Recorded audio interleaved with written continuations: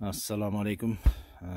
Жүзүмдү азыр мына күздө эртең бүрсүгүндөрдөн суук башталган турат. Буюрса анан ошого даярдык. Бул жүзүмдү обрезка кылып кесип туруп, анан ушундай кылып жаткырабыз. Мен ошо атайын ошо былтыркы тигилген көчөттү көрсөтүп атам.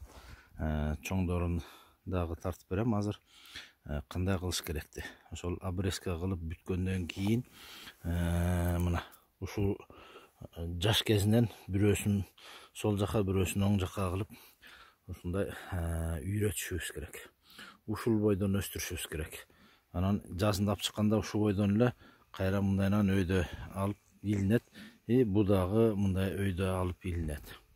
Ушундай кылып обрезка кылып туруп, анан мынакей жанагы сварканын электроддорунан эле башын ийип туруп жерге каап минтип карматабыз дагы. Анан кийин мындай мүшөктөр бар.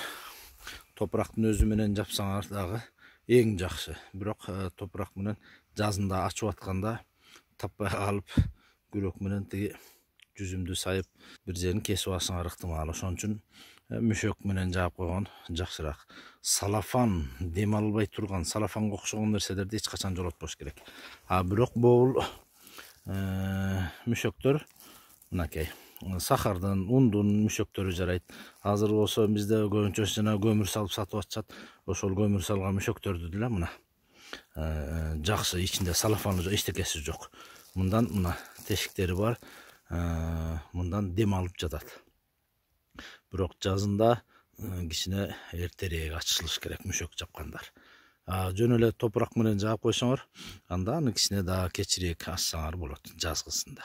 Мен да ошол көмүр салып жүрүшкөн, көмүр салып сатып аткан мүшөктөрдөн алып койгон элем. Ошолордон жаап атам. Ошол жаап туруп, анан үстүнөн тигинтип топурак менен анан көп бир учунан ачык калтырып койсоңор болот.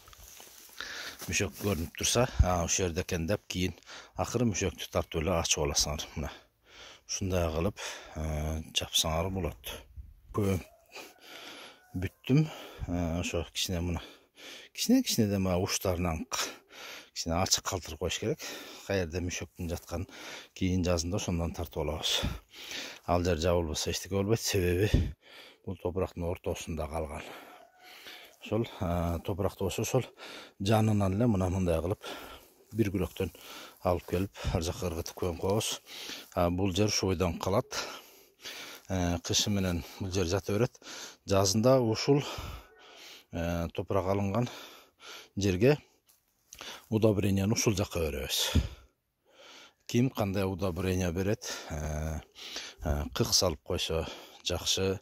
Анан жазында азотный бериш керек. Башка дагы фосфор, калий удобрениялар ушул жерге беребиз дагы биринчи чачып туруп. Анан алкы топуракты ал мүшөктү ар жагынан бери акырын бияка тартсак, тиги топурак кайра ордуна түшүп, удобрение жабылат дагы. Ошону менен ал жайы менен бул жерден ар жакка удобрение болуп турат. Ушундай кылып мына жүзүмдү кышкыга жылуулап көмгөндө ушундай метод кылсаңар, бул эң жакшысы. Бул яма ушул бойдон кала берет. Жана мен айткандай ошол жазында бул керек болот. Ушул жерге удобрениялар чачылат. Бул жерде болсо мына 3 жылдык бул жүзүм, бул жагым 4 жылдык. Өстүргөндө мына ошол көчөт кезинен баштап эле булардын кайсы тарапка жаткырабыз, ошол тарабына кыйшитип тигип, ошол боюнча анан көндүрөбүз. Мына бул оң жагына кыйшитканмын, ал эми бул жүзүмдү сол жагына кыйшитип келгенмин. Эми ушул формировка мунун көп жылдыгы негизи мына бул ортого кичине жетпей ушул жерге чейин алып келебиз. Орусча айтканда рукава деп коет, рукавасын. Анан бул жерден анан 2 усиленный деп коет.